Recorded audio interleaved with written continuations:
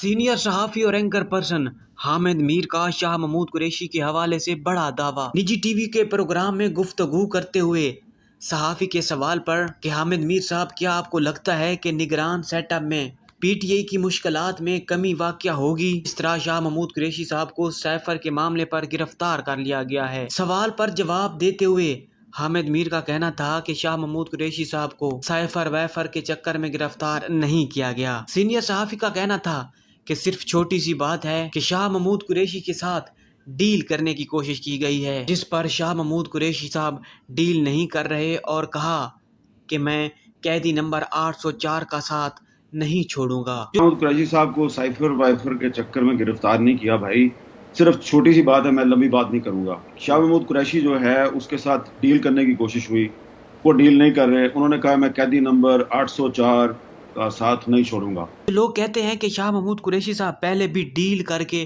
Jail سے باہر آئے تھے۔ اس پر سینئر اینکر پرسن کا جواب تھا کہ شاہ محمود قریشی پہلے بھی کوئی ڈیل کر کے باہر نہیں آئے، بلکہ عدالت کے ذریعے باہر آئے تھے اور پھر اس کے ساتھ ڈیل کرنے کی کوشش کی گئی، جس پر وہ نہیں مانے اور بالآخر اسے گرفتار کر لیا گیا ہے۔